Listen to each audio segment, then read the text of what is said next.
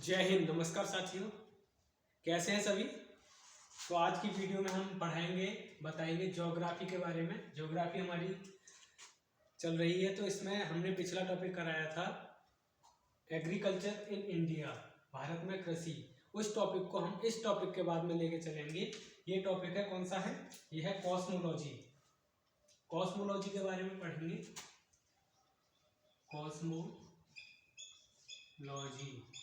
Cosmology किसे कहते हैं? Cosmo and logy.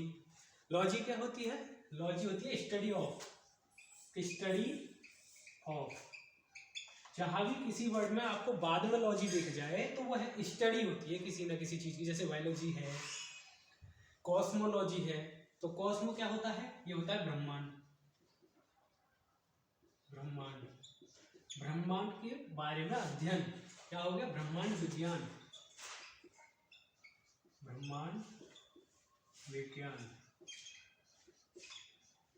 ब्रह्मांड विज्ञान ये क्या है? किसने बताया था कि ब्रह्मांड की रचना ऐसे हुई, उत्पत्ति ऐसे हुई? किसने कल्पना की थी कि ऐसे ब्रह्मांड की रचना की गई होगी? तो अर्थ गैलेक्सी। हमारे ब्रह्मांड में बहुत लाखों करोड़ों गैलेक्सीज हैं, तो उनमें से अर्थ किस गैलेक्सी में आता है? अर्थ हमारी जो पृथ्वी है वह किस गैलेक्सी में आती है? तो उसके बारे में बात करते हैं। अर्थ गैलेक्सी। अर्थ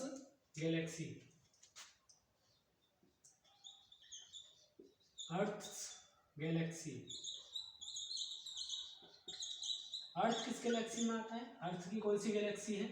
तो अर्थ की गैलेक्सी है मिल्की वे।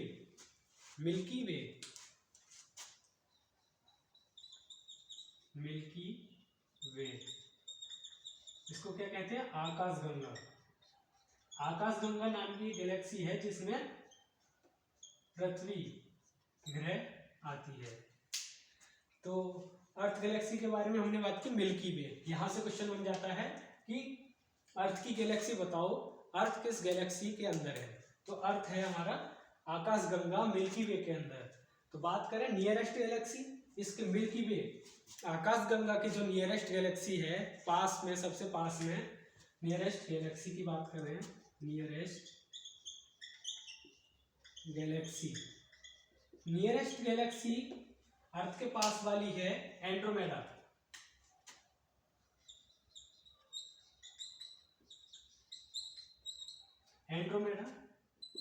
ये नियरेस्ट गैलेक्सी है। अर्थ की जो गैलेक्सी है आकाशगंगा मिल्की वे, उसके सबसे नियरेस्ट गैलेक्सी कौन सी है? एंड्रोमेडा। अगर हम मिल्की वे की बात करें, जो आकाशगंगा है, इसका शेप कैसा है, इसका आकार कैसा है, इसका साइज कैसा है? तो इसकी बात करें तो इसका साइज है हमारा कैसा है? स्पाइरल शेप जो है इसका स्पाइरल है। स्पाइरल बोले तो कुंडलीकार।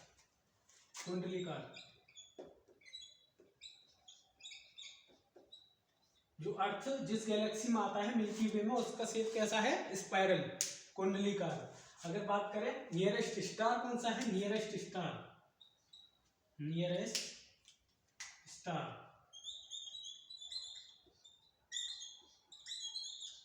स्टार की अगर बात करें तो प्रोक्सिमा सेंचुरी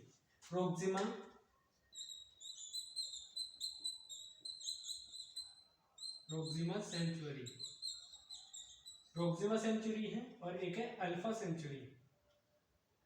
नियरेस्ट, फिर उसके बाद में अल्फा सेंचुरी। अगर हम बात करें ब्राइटेस्ट स्टार, सबसे चमकीला तारा, ब्राइटेस्ट स्टार BRIGHTEST स्टार, सबसे चमकीला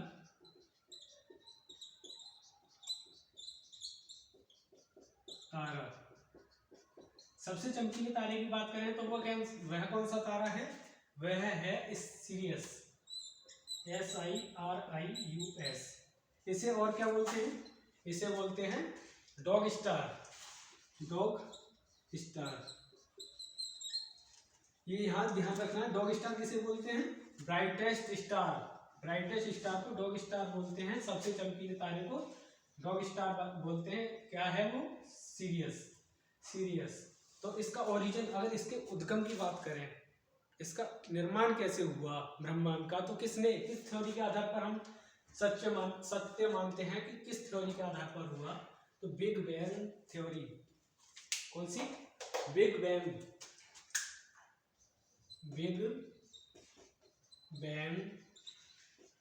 theory.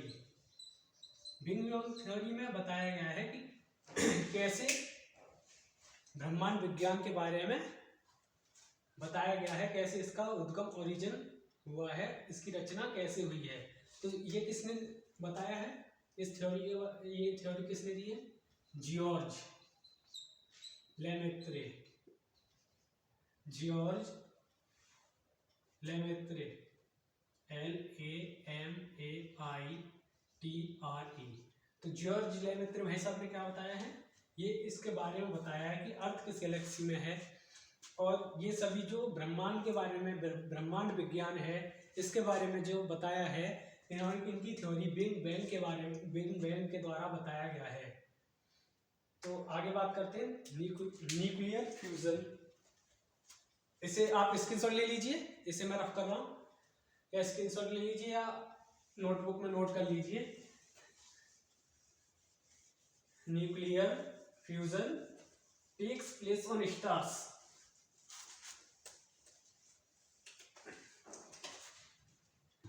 Nuclear fusion, nuclear fusion reaction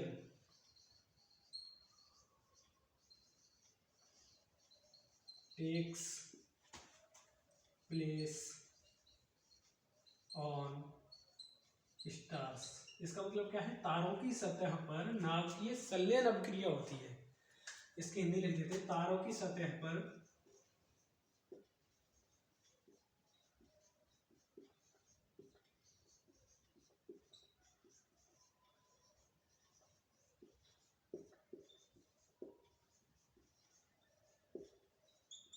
नाभिकीय संलयन अभिक्रिया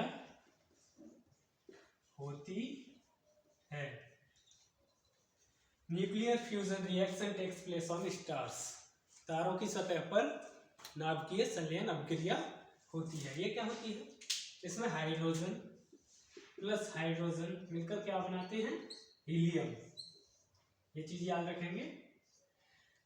एग्जाम्पल जैसे इसमें बात करें, हाइड्रोजन कितना परसेंट होता है? 70% होता है इसमें हाइड्रोजन, H2 और 28% होती है जी हीलियम। 28% हीलियम और 70% हाइड्रोजन। अब बात करें नाभिकीय संलयन क्या बनाता है? यह है nuclear fusion reaction. Nuclear fusion reaction. अब बात करें colours of stars indicates temperature. Colour of stars, colour of stars indicates, colors of stars indicates temperature।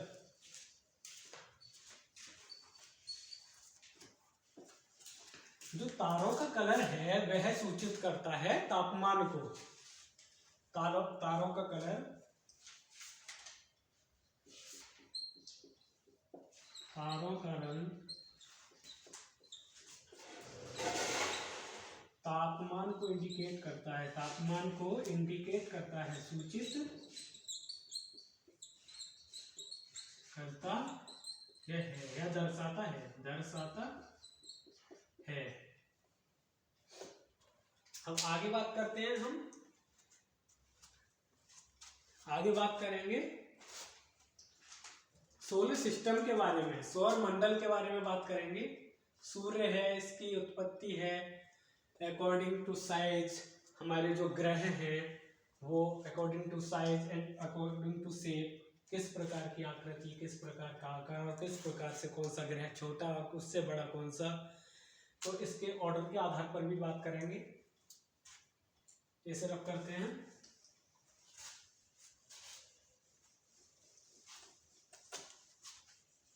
Solar system, solar system, सौर मंडल, सोलर सिस्टम, सौर मंडल। सन की अगर बात करें, सूर्य, सूर्य का प्रकाश पृथ्वी पर आने में कितना समय लगा देता है, ये आपको सभी को पता होगा। एक बार मैं बता देता हूं। Sunlight takes 8 minutes, sunlight takes 8 minutes 16 seconds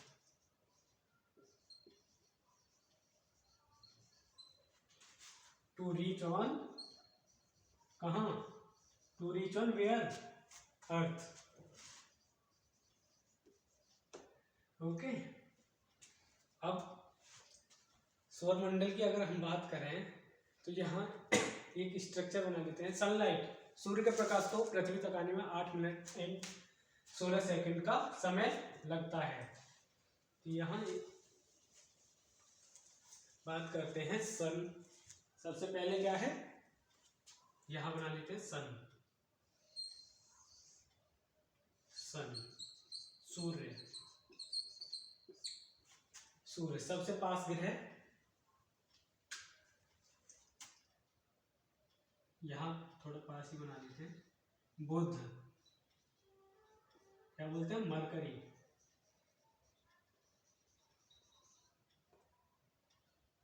mercury. इसके बाद कौन सा है, शुक्र,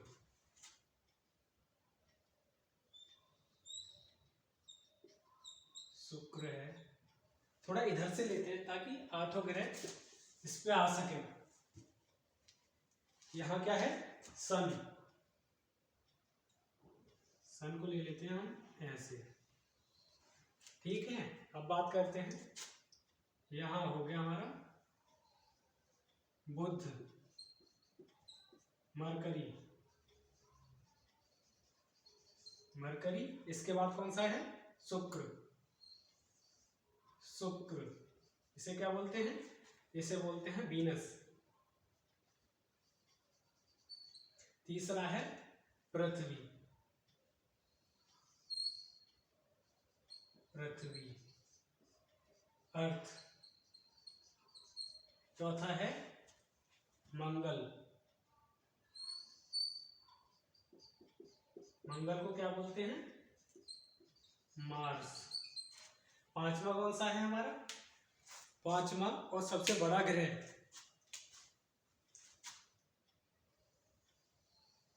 बृहस्पति।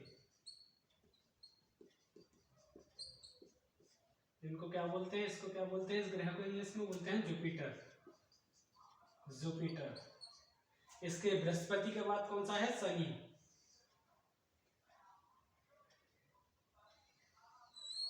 शनि। शनि को क्या बोलते हैं, शनि को बोलते हैं, शनि की अगर बात करें तो शनि को बोलते हैं सैटर्न, सैटर्न। सैटर्न के बाद कौन सा आता है, तो आता है यूरेनस और बाद में नेपच्यून, यूरेनस। यूरेनस को हिंदी में क्या बोलते हैं, अरुण, इंग्लिश, और इंग्लिश में क्या बोलते हैं, यूरेनस। ये क्या है, वरुण, इसे बोलते हैं नेपच्यून। तो इन सभी, ये सभी सूर्य के चक्कर लगाते हैं, तो इनका वे होता है पथ सभी का, इस प्रकार से कुछ।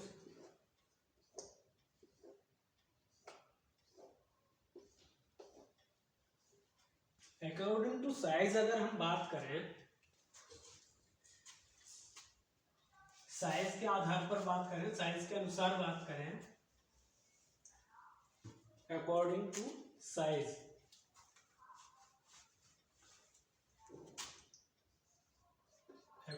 According to size, according to size, size के अनुसार, आकार के अनुसार अगर बात करें तो सबसे बड़ा ग्रह कौन सा है? बृहस्पति। बृहस्पति को क्या बोलते हैं? जुपिटर। जुपिटर। दूसरा हो गया हमारा शनि, बृहस्पति शनि। तीसरा हो गया, तीसरा कौन सा है? तीसरा है यूरेनस। यूरेनस बोले तो अरुण। बृहस्पति शनि अरुण, यूरेनस। फिर है नेपच्यून वरुण। फिर है इसके बाद है अर्थ। अर्थ के बाद है वीनस। वीनस के बाद है Mars. Jupiter, Saturn, Uranus, Neptune, Earth, Venus, Mars और लास्ट है हमारा मरकरी। तीसरा है कौन सा है? तीसरा हमारा दूसरा शनि, तीसरा है यूरेनस। ओके, इसका क्या है? बृहस्पति शनि अरुण वरुण पृथ्वी। बृहस्पति शनि अरुण वरुण पृथ्वी। और वीनस को क्या बोलते हैं? वीनस को बोलते हैं शुक्र। बृहस्पति शनि अरुण वरुण पृथ्वी शुक्र मंगल और मरकरी बुध। ठीक है। मरकरी के बारे में बात करें तो nearest to the sun Mercury, इधर देखिए मरकरी जो है नियरेस्ट टू द सन। इधर बात करते हैं मरकरी की।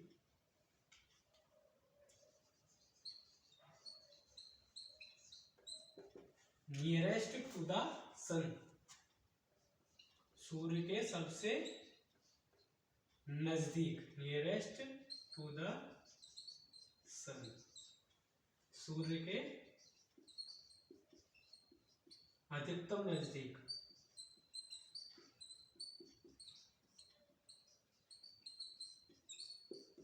सूर्य के सबसे अधिकतम नजदीक जो है वो है मरकरी बुध। तो अगले इसको मिटा लेते हैं, आगे बात करते हैं। यहाँ क्या है? सन, सूर्य।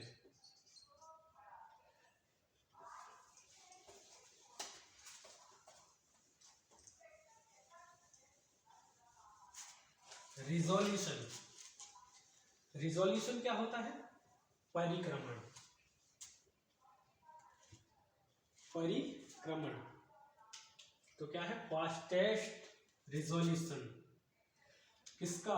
मरकरी का फास्टेस्ट रिजोल्यूशन। रिजोल्यूशन सबसे तेज, सबसे तेज परिक्रमण। कितने दिन में? 88 days in 88 days. Smallest planet of the solar system Mercury बुध। Mercury is the smallest planet of the solar system. बुध जो है सबसे छोटा ग्रह है सोलर सिस्टम, यानी सौर मंडल का सबसे छोटा ग्रह बुध है। Smallest planet, smallest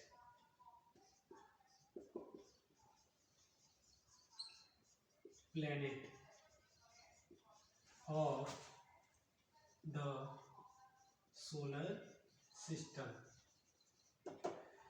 smallest planet of the solar system कौन सा? मरकरी बुध। Mercury is the smallest planet of the solar system.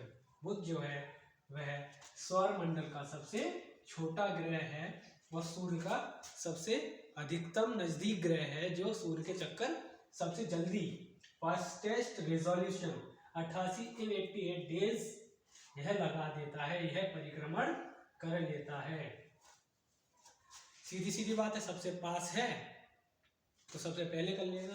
अब बात करते हैं एट इसके सैटेलाइट। सैटेलाइट की अगर बात करें तो मरकरी, मरकरी के पास सैटेलाइट नहीं है, कोई भी उपग्रह मरकरी का नहीं है। तो क्या बात करेंगे? It has no satellite, it has no satellite, कोई उपग्रह नहीं है, इसका कोई उपग्रह नहीं है। हमने बात की मरकरी के बारे में, बुध के बारे में, smallest planet of the solar system. Mercury is the smallest planet of the solar system and fastest resolution, इसी का होता है।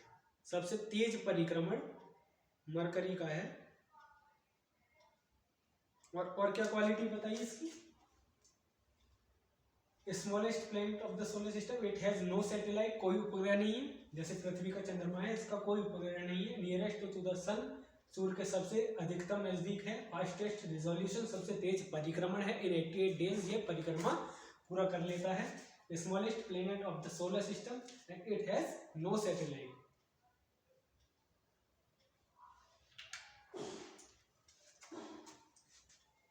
आगे यदि हम बात करें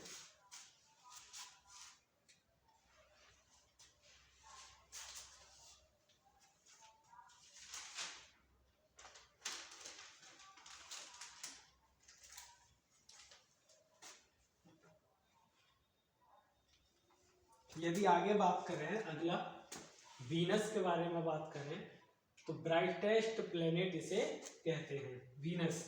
इसे रफ करते हैं, वीनस,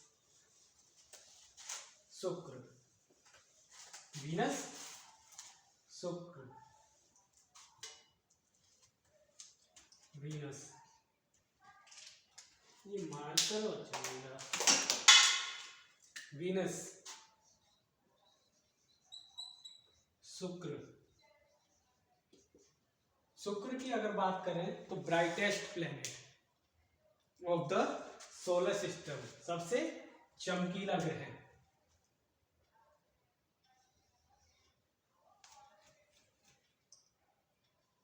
BRIGHT, ब्राइटेस्ट प्लेनेट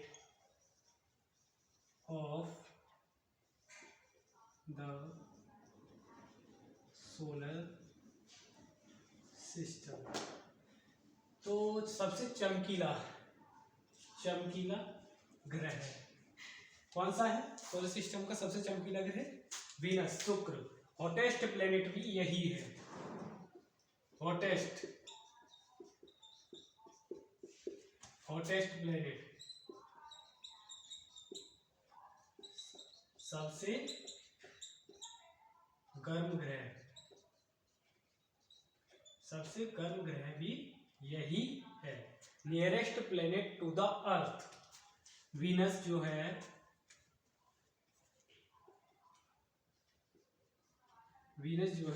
क्या है,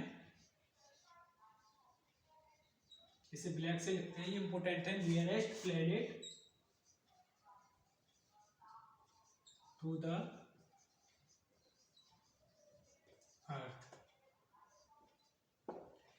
अर्थ के सबसे अधिक नजदीक ग्रह कौन सा है? तो वह है वीनस। वीनस क्या है? शुक्र। अगर बात करें इसका रिजोल्यूशन जो है, परिक्रमण स्लोएस्ट है, सबसे स्लोएस्ट।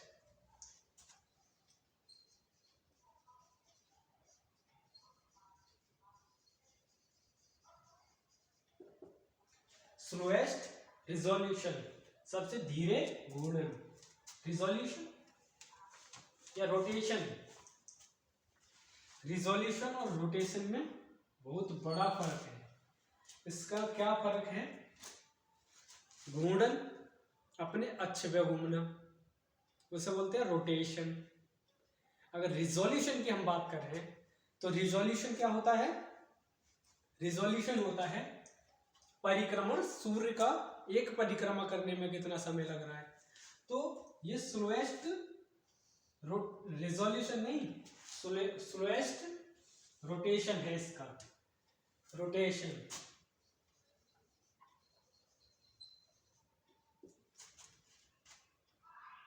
सबसे धीरे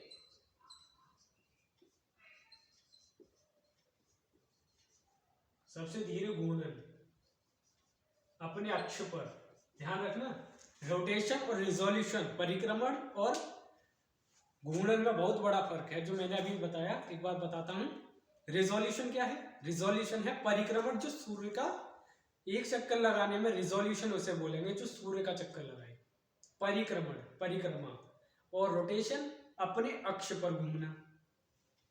तो सबसे धीरे इसका घूर्णन है। ओके, घूर्णन। आगे बात करते हैं, ऑल्सो कॉल्ड अर्थ ट्विन। अगर इसी ग्रह की बात करें वीनस की, तो क्या है? ऑल्सो कॉल्ड, इसको कहा जाता है और भी क्या, अर्थ्स ट्विन, पृथ्वी की बहन, एंड मॉर्निंग स्टार भी इसे ही कहते हैं, भोर का तारा, मॉर्निंग स्टार, और इवनिंग स्टार भी इसी को कहते हैं। यहां से क्वेश्चन आ जाता है कि भोर का तारा किसे कहते हैं? ऑल्सो कॉल्ड इस अर्थ ट्विन, पृथ्वी की सिस्टर किसे कहते हैं? तो वीनस को कहते हैं, शुक्र को कहते हैं। और शुक्र क्या है? शुक्र है, भोर का तारा है, मॉर्निंग स्टार है, एंड ऑल्सो इवनिंग स्टार भी वीनस ही है। तो आगे बात करते हैं, ऑल्सो कॉल्ड, इसके बारे में बात की, rotates from east to west. Venus के बारे में बात कर रहे हैं अभी। रोटेट्स, वीनस की ये बात चल रही है। शुक्र, शुक्र लिख देते हैं, शुक्र रोटेट्स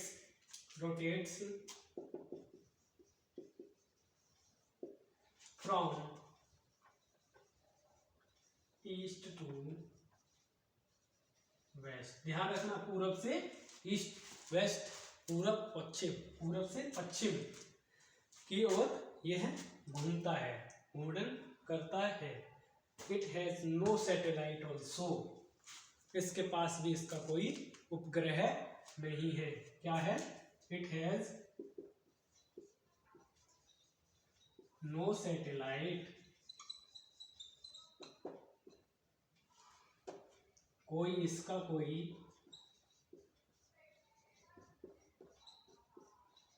उपग्रह नहीं है, इसका भी कोई उपग्रह नहीं है। अब बात करते हैं पृथ्वी के बारे में, जहां हम रह रहे हैं, जो हमारा संसार है, वह है पृथ्वी। यदि किसी सक्सेसफुल मैन की अगर बात करें तो क्या, कौन है सक्सेसफुल?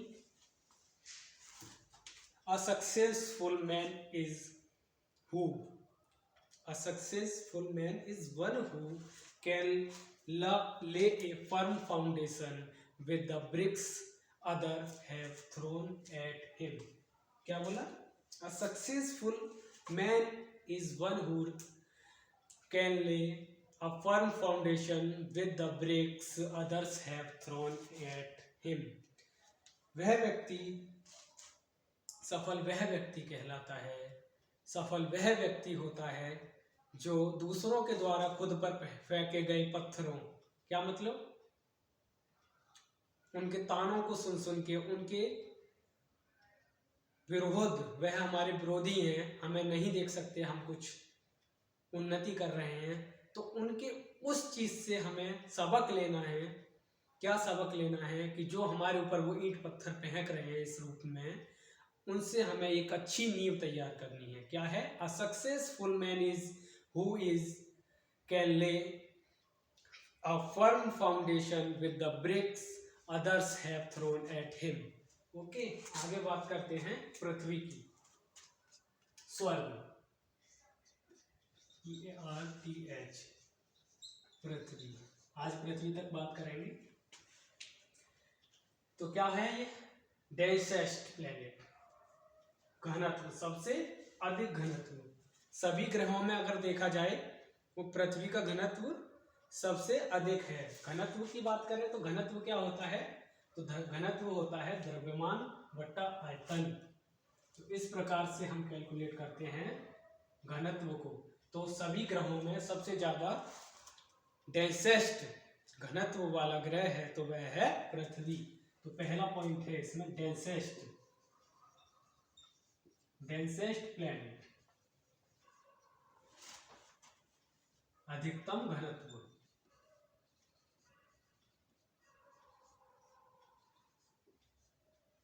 अधिकतम घनत्व, तो घनत्व क्या होता है? घनत्व बराबर द्रव्यमान बटे आयतन। Density equal mass upon volume. Okay, आगे बात करते हैं called blue planet, also called blue planet. नीला ग्रह भी पृथ्वी को ही कहा जाता है। अगर बात करें 70% वाटर के बारे में, अगर बात करें ब्लू वाटर, 70% वाटर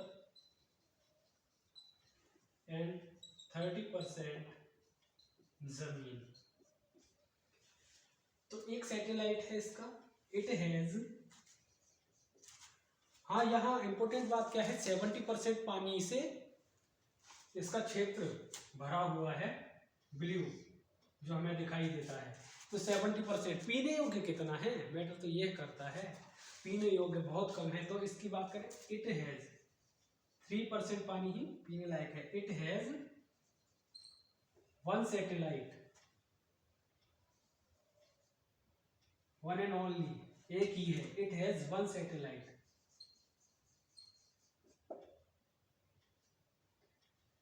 कौन सा है, कौन सी है, उसे बोलते हैं मून, चंद्रमा, चंदा मामा।